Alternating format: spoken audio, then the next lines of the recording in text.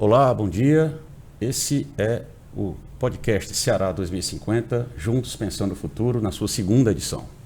O Ceará 2050 é uma plataforma colaborativa de planejamento estratégico de longo prazo, desenvolvida a partir do diálogo, da liberdade de opinião e da responsabilidade pública. Nessa segunda edição, a gente está com dois convidados especiais, a Águida Muniz, que é diretora de Relações Institucionais na Ambiental Ceará, empresa da AEGEA Saneamento, no projeto de parceria público-privada da CAGES, a fim de operar o esgotamento sanitário de 24 municípios. É doutora em Arquitetura e Urbanismo e especialista em Finanças e Gestão Pública, com foco em estados e municípios. Foi CEO da Serrolim Engenharia e, entre os anos de 2013 e 2020, foi secretária municipal de Urbanismo e Meio Ambiente de Fortaleza. Teve participação direta na estruturação e gerenciamento de programas financiados por agências de fomento internacionais, com destaque para o Prodetur Nordeste 2 Ceará e o Prodetur Nacional Ceará. E é professora colaboradora do Instituto de Cidades Responsivas do Rio Grande do Sul. Bom dia, Águida, tudo bom? Bom dia, tudo bom, Dimitri? E também com o professor Ayrton Montenegro. Ele é consultor da plataforma Ceará 2050, graduado em Arquitetura e Urbanismo pelo UFC, com especialização em Planejamento Urbano Local, conceituação e operacionalização de projetos urbanos, né? Sócio na empresa Urb Consultores SS Limitada, pioneira em Plano Diretor Participativo e Plano Diretor de Desenvolvimento Urbano no Ceará.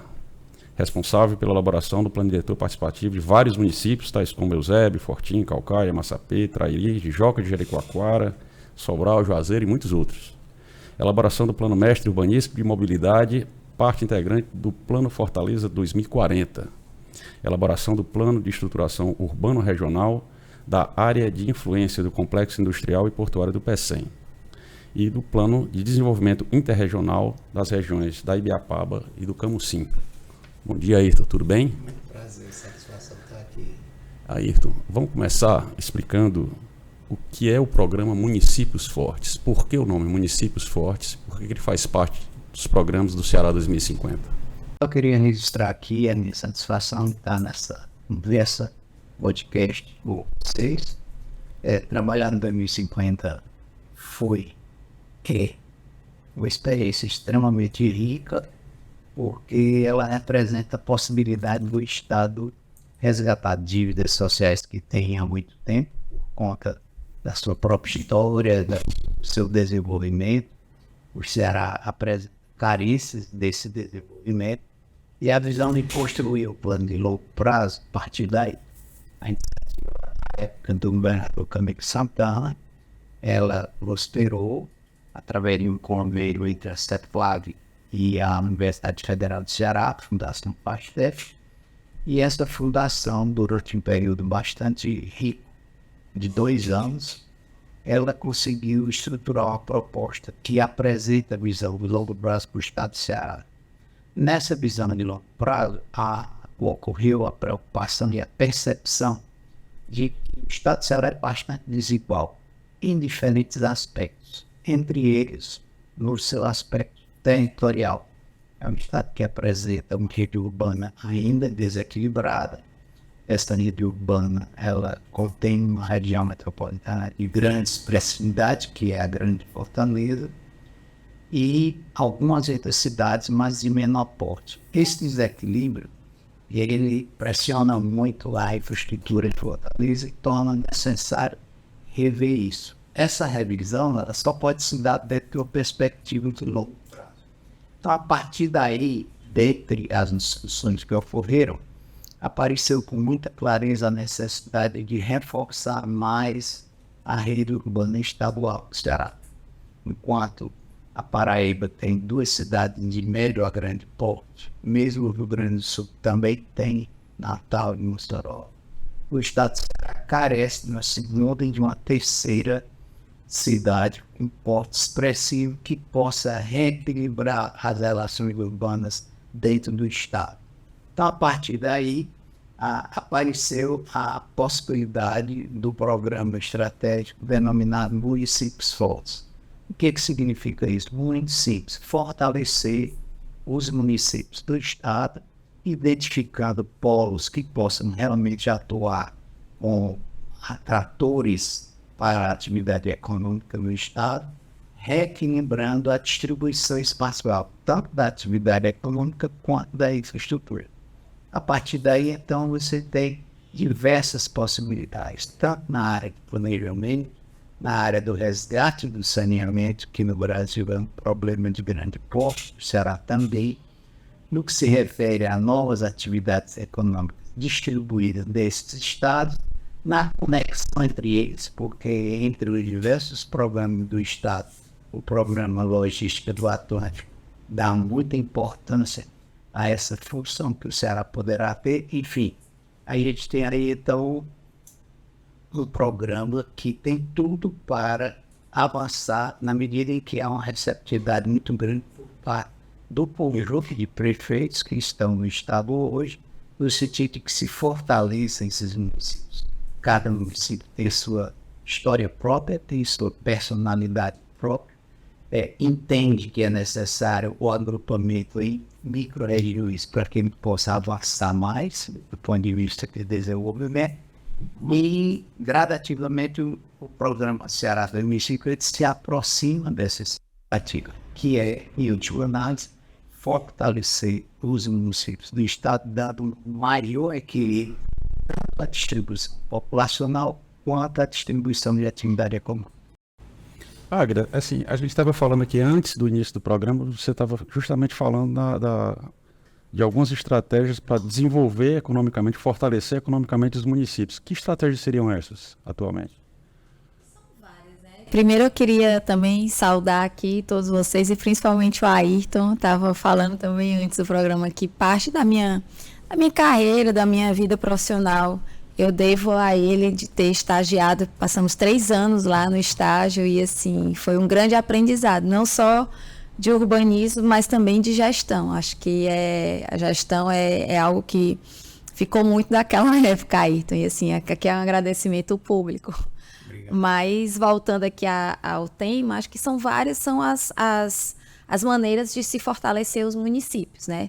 Tanto na base territorial, como o Ayrton bem ressaltou, a base vocacional mesmo do empreendedorismo, e aí quando a gente fala de empreendedorismo, a gente vai desde uma grande indústria até fortalecer as economias locais e usar, né, os instrumentos urbanísticos para que o município, hoje o Estatuto da Cidade, que é uma lei federal que regulamenta a Constituição, ela já está com 23 anos, ela vai fazer, foi 2001, 22 anos, e ela pouco se é utilizada ainda no Brasil. Poucos são os municípios que aderiram aos instrumentos que possibilitam você gerar receitas municipais, gerar receitas públicas e fortalecer o caixa municipal. Além disso, para fortalecer municípios, além da base territorial, além da geração de receitas e empreendedorismo, a gente tem a questão da desburocratização. A desburocratização, você tornar o município mais fácil, mais ágil, mais inclusivo socialmente também, porque quando eu facilito a abertura de uma empresa, facilito a realização de um negócio, eu estou incluindo socialmente. E estou também viabilizando esse município para que ele se torne aí ele tenha relações globalizadas, né? E a gente fala isso porque o urbanismo é muito importante nessa área. Muita gente não sabe que o urbanismo é quem impede ou possibilita uma empresa se instalar em determinado setor. E as infraestruturas, né? Hoje, cada vez mais, e a gente tem aí, o Ayrton também falou, a gente precisa ter outras cidades que sejam fortalecidas no Ceará, que não seja só Fortaleza, ou própria Caucaia, ou Juazeiro do Norte. A gente conta nos dedos, né? Dos 184 municípios do Ceará, a gente conta nos dedos quais são aqueles mais relevantes, e Fortaleza, ela é gigantesca, né? Ela engole todos os municípios cearenses. E a gente acredita que é por isso. Ela é uma cidade fortalecida, e principalmente por esse último ponto, que são as infraestruturas. Hoje nós somos hub aéreo, portuário, né? Tecnológicos, cabos de fibra ótica passam por aqui. Então a gente tem uma série de infraestruturas, né, que possibilitam ser esse município forte, que nós somos, 4ª capital do Brasil em população, enfim, agora com um projeto grande de saneamento que está sendo trazido para cá com esgotamento sanitário, isso fortalece também cada vez mais um município. Ayrton, agora sim, você falou que e a Águida também repercutiu isso. Sobral e o Crajubá não seriam também núcleos importantes aqui na disseminação das atividades econômicas no estado? É evidente que são. Sobral e a região do Crato, Juazeiro, Barra Bolha são regiões metropolitanas também, certo? Mas nós precisamos olhar para outros aspectos. Há ainda uma excessiva concentração dos investimentos visando a geração de emprego na Grande Fortaleza, certo? A Grande Fortaleza hoje tem uma população de aproximadamente 3 milhões e 200, alguma coisa assim. Onde Fortaleza, talvez poucas pessoas já saibam, e essa informação até me veio através do Dr. Adolfo Marinho, aqui tio da Águida, né? É que o censo de 2022 apresentou já uma certa redução na população de Fortaleza.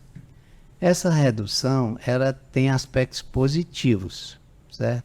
Desenvolvimento não significa necessariamente muita população. Desenvolvimento significa boa infraestrutura, significa atividade econômica suficiente para os habitantes dessa área, enfim, a possibilidade de redução populacional, no caso aqui, ela com certeza se deu, em primeiro lugar, por razões de deslocamento para outras áreas do estado de Ceará. Isso é um bom sinal, mas precisa ser estimulado, e também por conta da redução da taxa de natalidade. Então, Fortaleza, como diz o Dr. Adolfo Marinho, entrou agora na fase de requalificação, mais do que controle de expansão, na fase de requalificar o que existe, né? Mas, se a gente for olhar o contexto populacional, o estado de Ceará ainda é bastante desequilibrado. O ideal seria que tivéssemos cidades do porte de 600 a 800 mil habitantes em Sobral, ou algo parecido também em Crato, Juazeiro e Barbalha. Aí você começa a fixar mais as pessoas. O estado de Ceará hoje oferta empregos nessas cidades, mas ainda há um deslocamento muito grande de pessoas entre elas e Fortaleza. Esse vínculo ainda não foi quebrado, porque o estado de Ceará ainda é sim bastante concentrado no que se refere à atividade econômica. Fortaleza concentra a maior parte dos valores, dos investimentos que estão no estado de Ceará. Então a ideia é que se distribua mais isso. Não significa de forma nenhuma que atividades que sejam mais adequadas que aconteçam em Fortaleza não o sejam, tá certo? Mas o 2050 vai buscar com afinco duas coisas. Infraestruturar melhor as demais cidades, e isso vai atrair pessoas.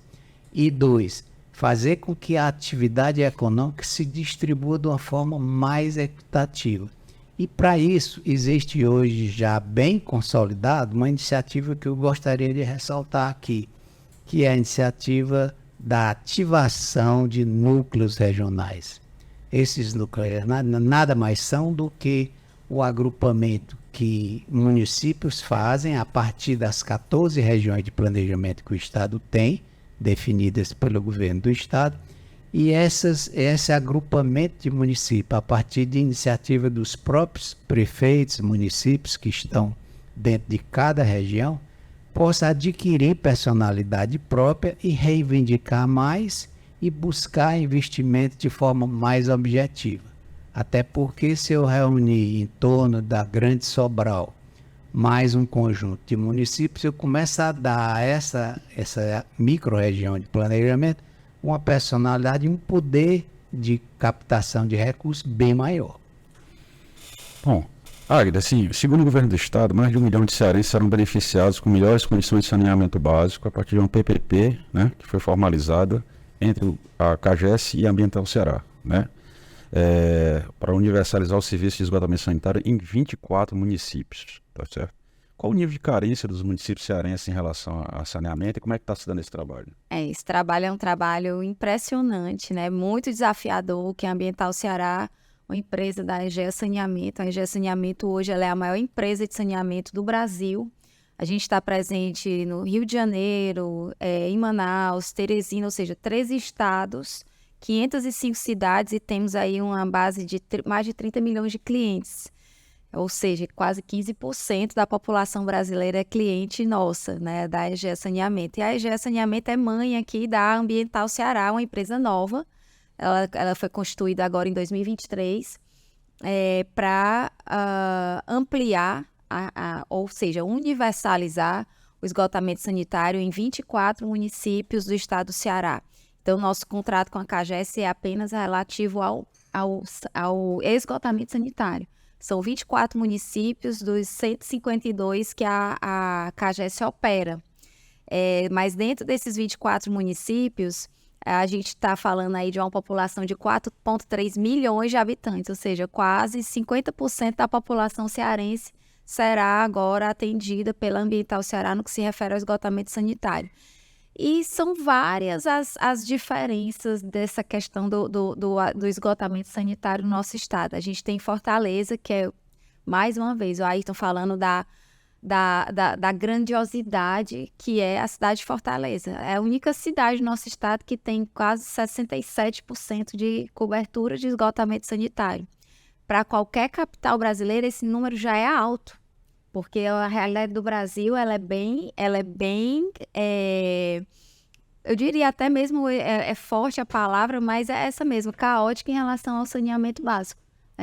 Quase metade da população brasileira não tem saneamento, não tem esgotamento nas suas casas. Então, você trazer para daqui a 10 anos, você universalizar o esgotamento sanitário em 24 municípios do estado do Ceará, ou seja, 90% de cobertura de esgotamento sanitário é a nossa obrigação até 2033, em cada município. E 95% até 2040. Isso a gente está falando por cada município. E aí você tem municípios que não têm cobertura de esgotamento sanitário.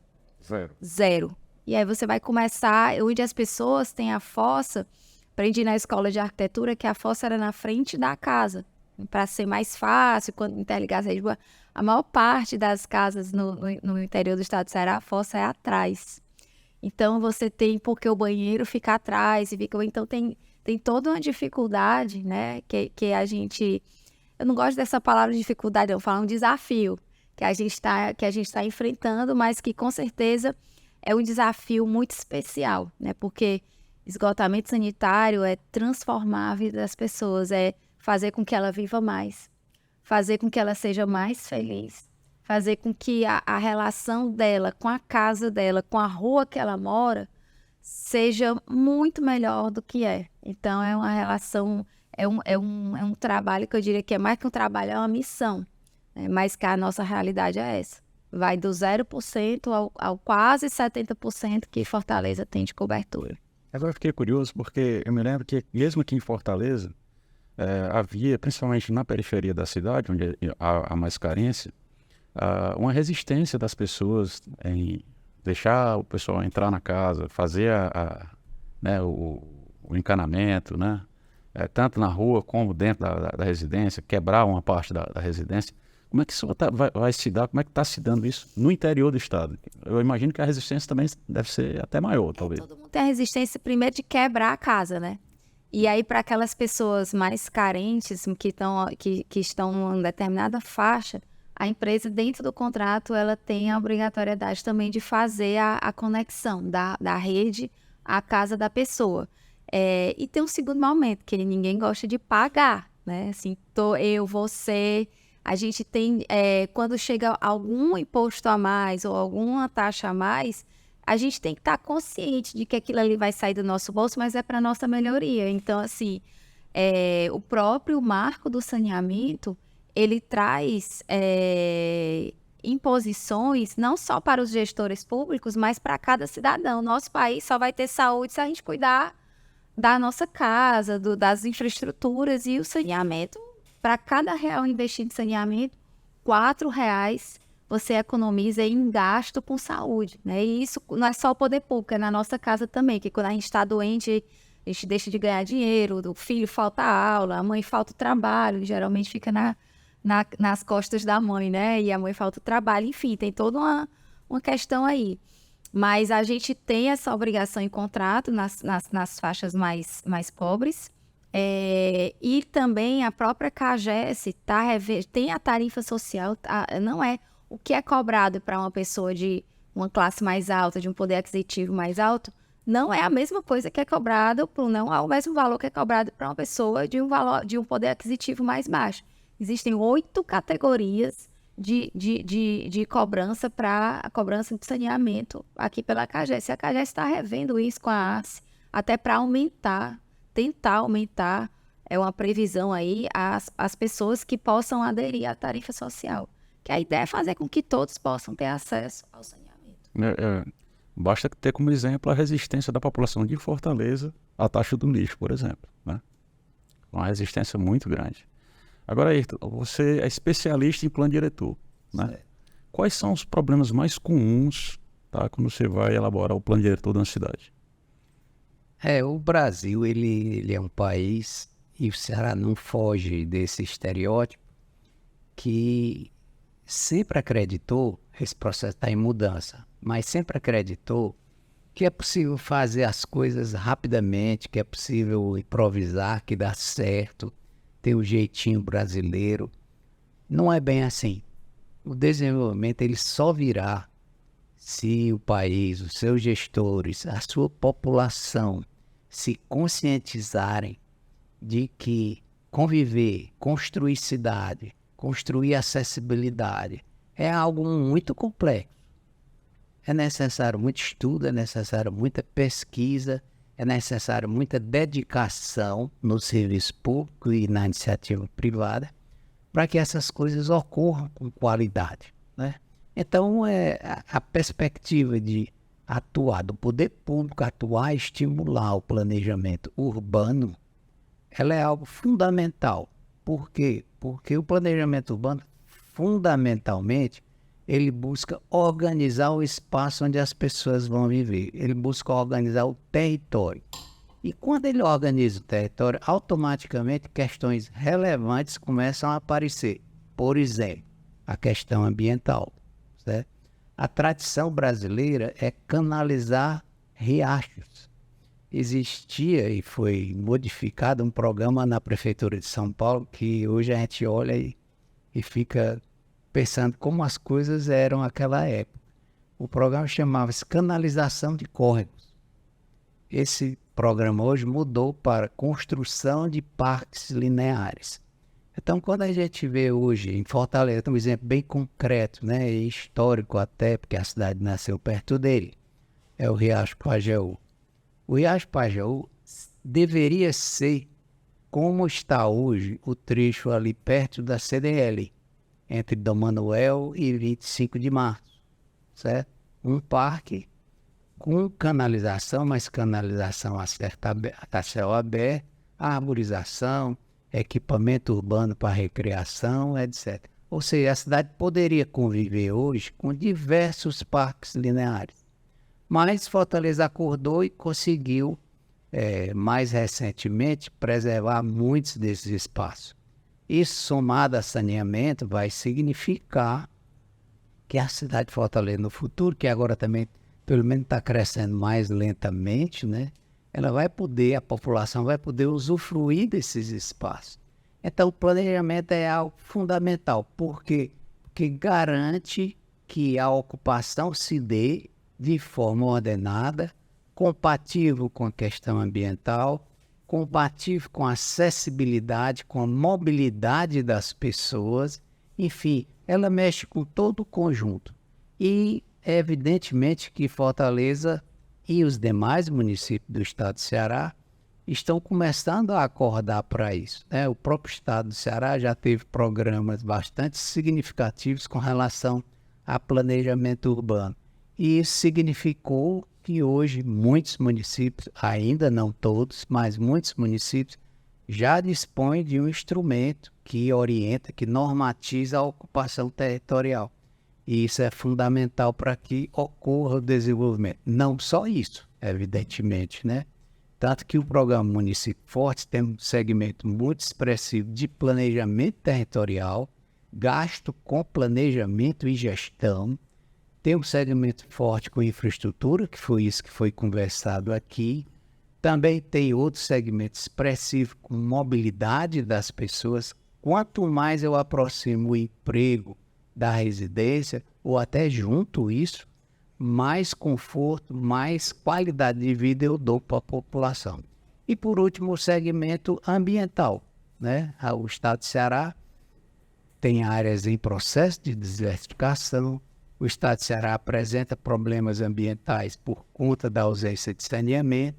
E tudo isso está sendo encarado agora dentro do 2050 como ação integrada, articulando governo do estado e município nas 14 regiões de planejamento que o estado dispõe. Agora, Águeda, você é secretária de Meio Ambiente aqui e Urbanismo de Fortaleza, né? A capital não tem assim, um problema grave com lixões, mas existem mais de 300 lixões, certo? Pelo último levantamento, aqui no estado do Ceará. Isso impacta diretamente nesse trabalho ambiental, correto? Correto. Tem um trabalho de educação ambiental também na população, paralelamente? Tem. E aí, até continuando um pouco da resposta anterior e dessa fala do Ayrton em relação do planejamento urbano, da importância do planejamento urbano, da questão ambiental, dessas soluções baseadas na natureza, né, Ayrton, de você não canalizar mais rios, riachos, enfim.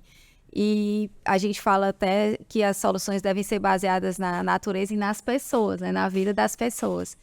E para ser baseada na vida das pessoas, a gente precisa de uma comunicação mais assertiva.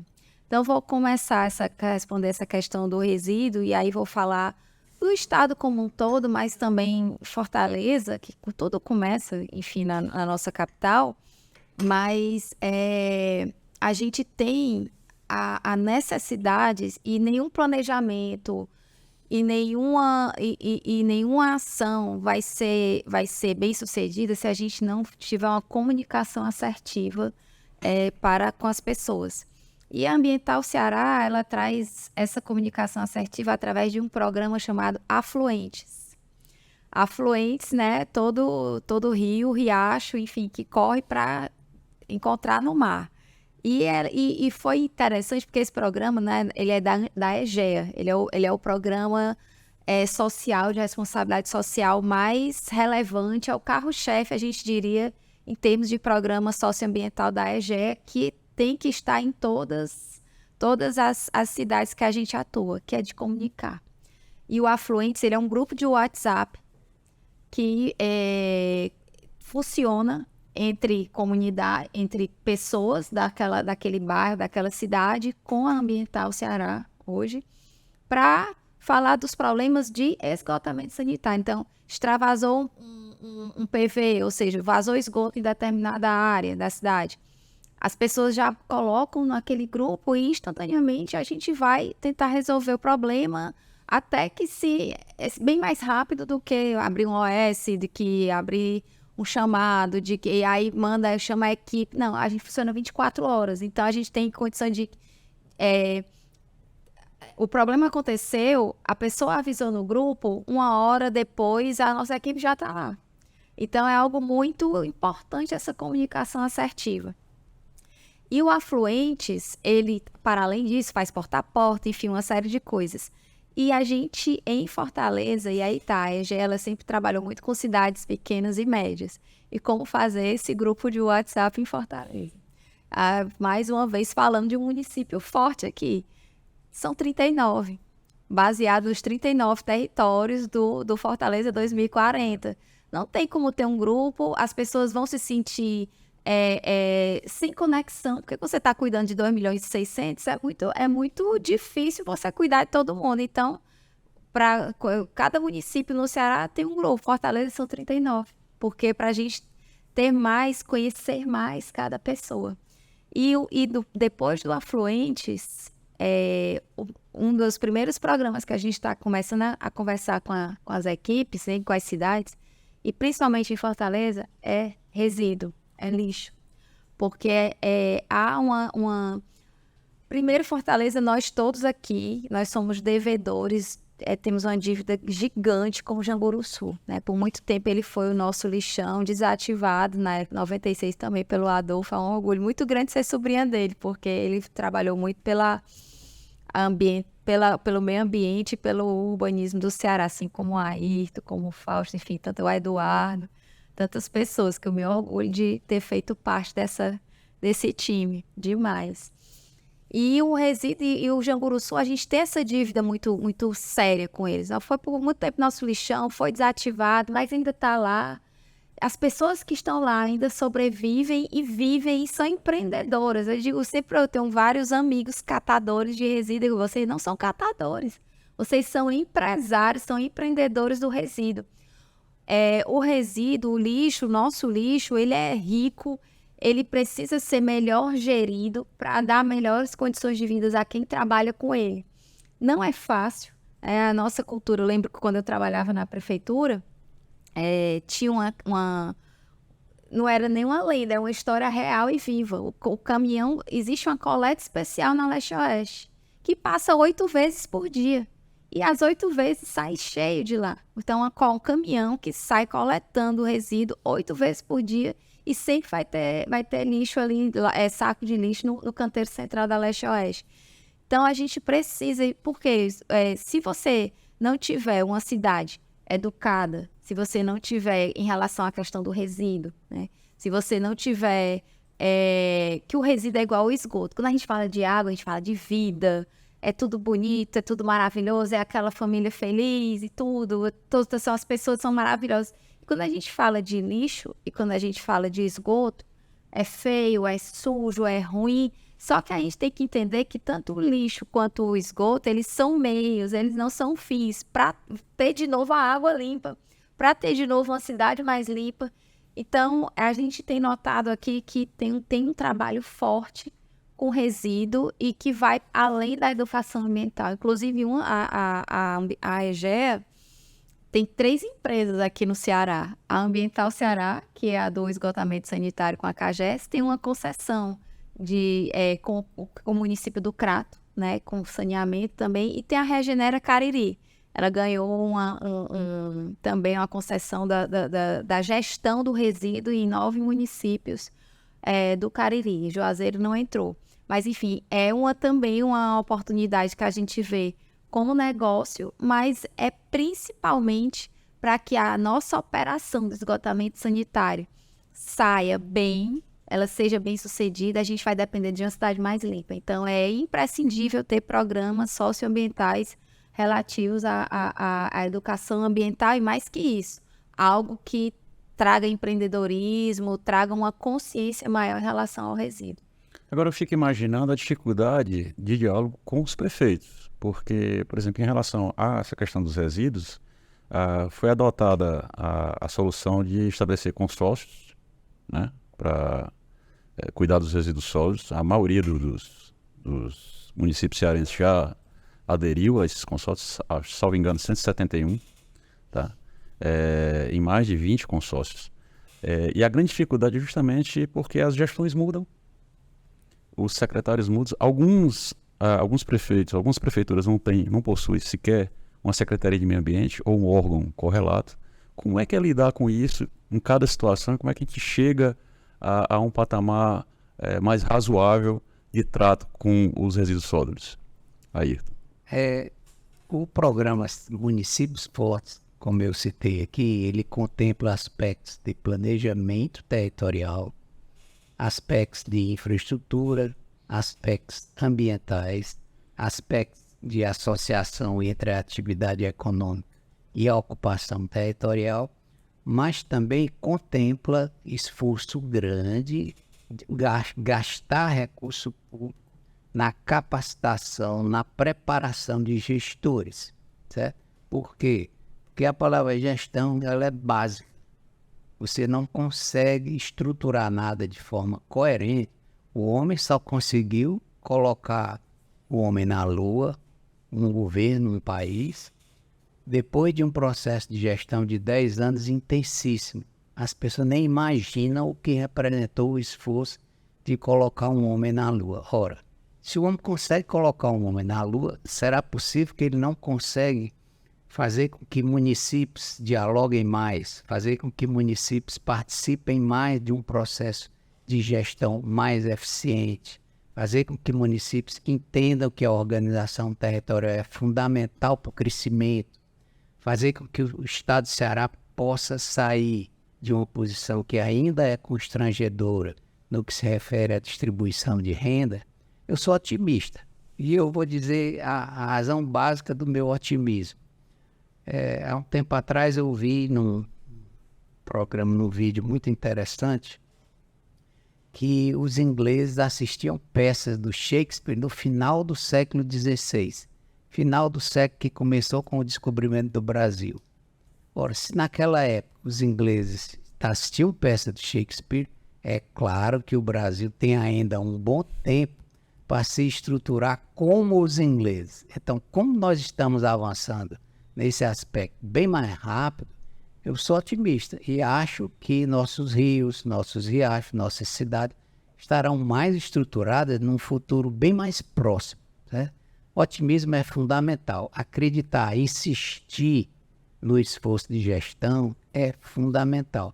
E eu quero aqui citar um exemplo que, inclusive, que norteou a construção do Ceará 2005 Rio.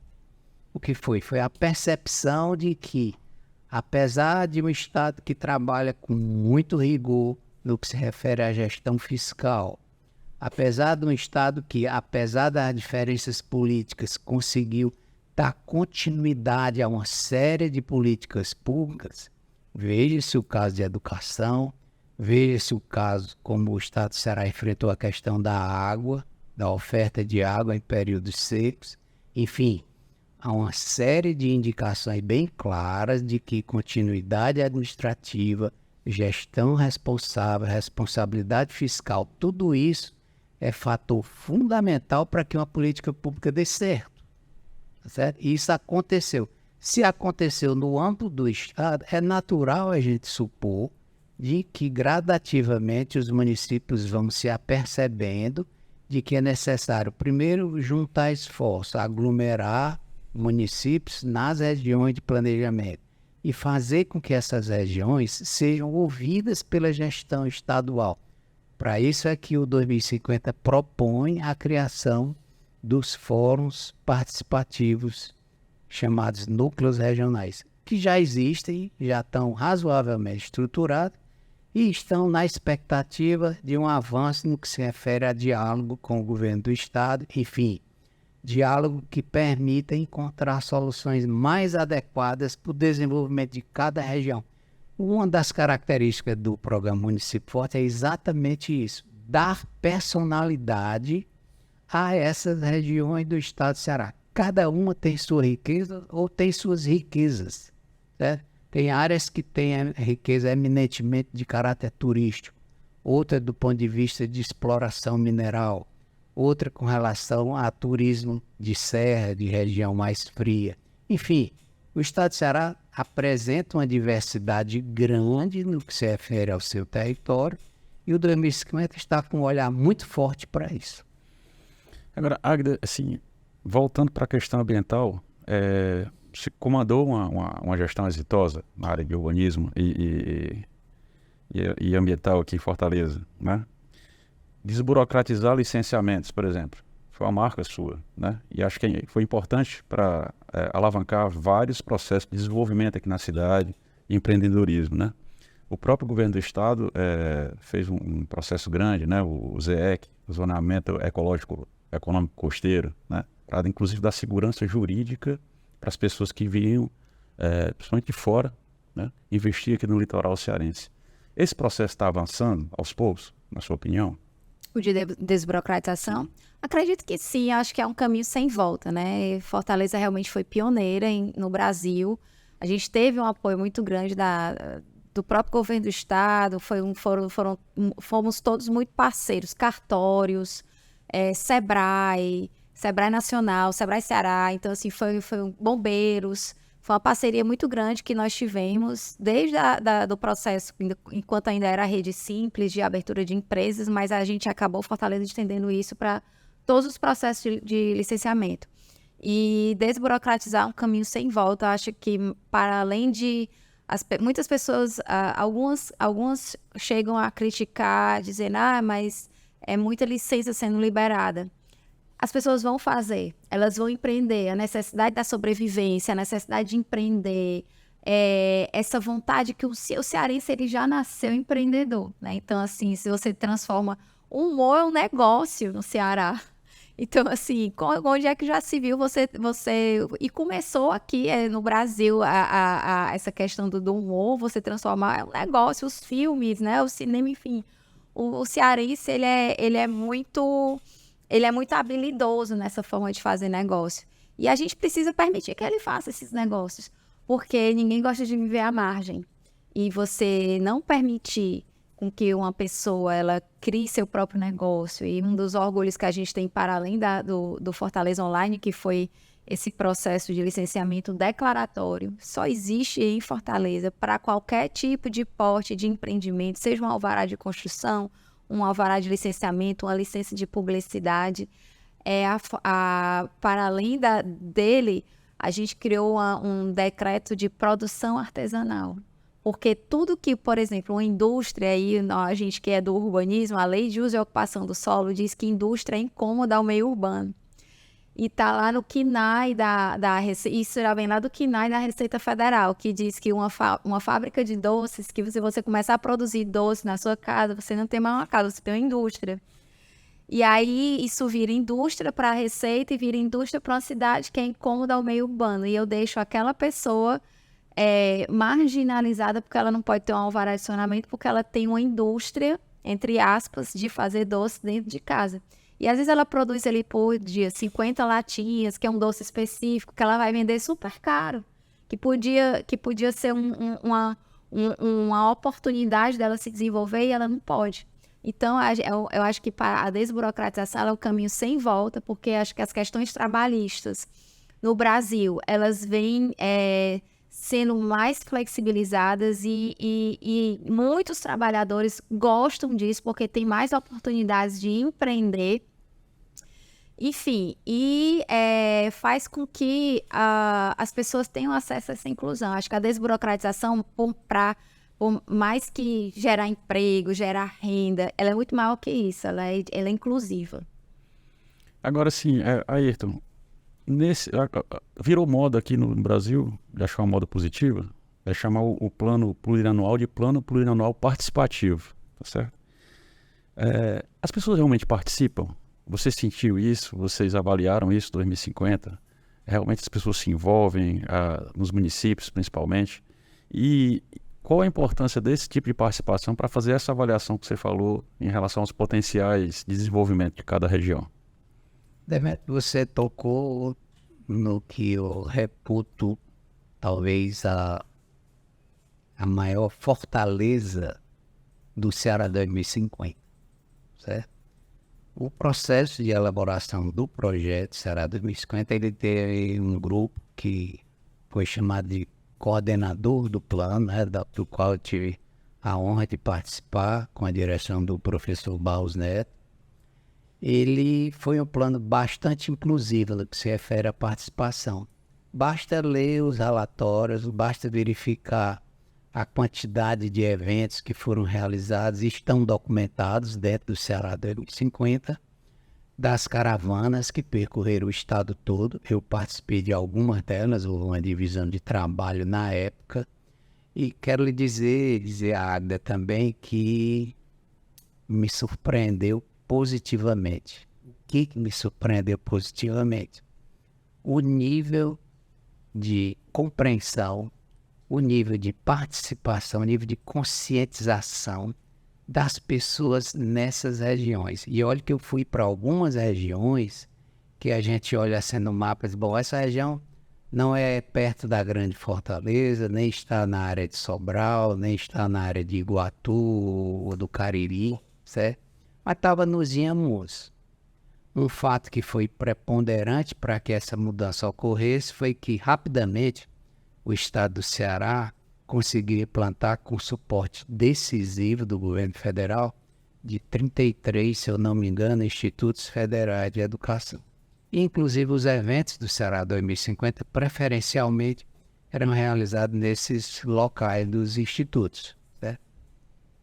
Eu assisti alunos falando dos eventos, de forma que eu custei a acreditar como um aluno bem jovem ainda, já detinha um nível de conhecimento capaz de se expressar sobre a problemática que o Estado do Ceará, o Ceará 2050, estava trazendo, né?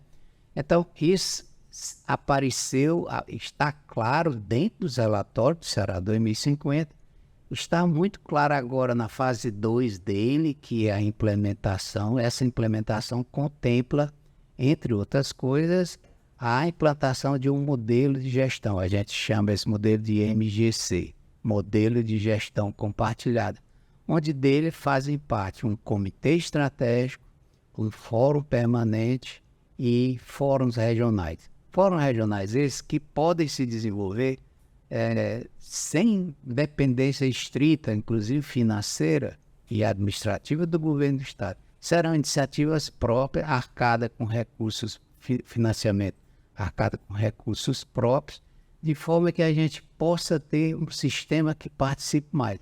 O Ceará hoje exerce uma forma de governar que eu considero boa, participativa, mas eu sou daqueles que acham que nunca as coisas estão boas, precisam melhorar, tá certo? E melhorar nesse nível eu acho fundamental. Por quê? Porque o que eu percebi nesses eventos que eu me referi há pouco é que há um conteúdo propositivo, há um conteúdo criativo extremamente rico em cada região do estado do Ceará. E isso é fundamental para que a gente possa, a partir disso, construir um conjunto de políticas públicas que seja mais próximo dessas pessoas. Porque eles vamos dizer assim, eles refletem a forma de viver, eles refletem o desejo dessas pessoas. E aí, nessa hora, o núcleo regional ele passa a ser fundamental, porque ele é o garantidor, ele será o garantidor da participação nessas regiões do estado do Ceará. Bom, a gente está chegando ao final do programa, fazer a última pergunta, porque eu sei que a Agra tem horário, tá certo? Estamos aqui, tá adorando aqui. Mas assim, inclusive a gente também estava conversando, antes de você chegar, Ayrton, a iniciativa de colocar uma sucursal do ITA, uma filial do ITA aqui, né, no Ceará. Como é que a gente segura os talentos do Ceará no nosso estado? E como é que a gente segura os talentos, tá, municipais, né, nos municípios, como você acabou de falar aí, né? Tá? Pode responder, fica à vontade. Eu sou um pouco suspeito para falar disso, porque eu tenho um filho que cursou o ITA, ele é da turma de 2009, e ele nunca mais voltou para o meu estado, para desespero da minha mulher. Mas ele mostrou, e a gente fala isso com orgulho, até se emociona, ele mostrou que a educação, quando ela é fincada em objetivos concretos, bem focados naquilo que se quer, ela promove qualquer ser humano, né? Então, a política de educação do estado do Ceará hoje está nessa linha. É uma linha que valoriza a criança desde o início. E o resultado é esse aí. A gente tem avanços de repercussão nacional, né? Mas o caso específico do ITA meu filho nunca mais voltou, trabalhou em São Paulo desde que se formou e hoje trabalha em Nova York. É CEO de uma empresa que tinha filial em São Paulo. Não voltará mais também. Ele está me obrigando a ter que ir lá para poder vê-lo. Mas a iniciativa do governo federal com o governo do estado de trazer o ITA para cá, ela mostra, na realidade, ela é o coroamento de uma prática que o estado vem fazendo com relação à educação, do que se refere a nível superior. Eu considero isso.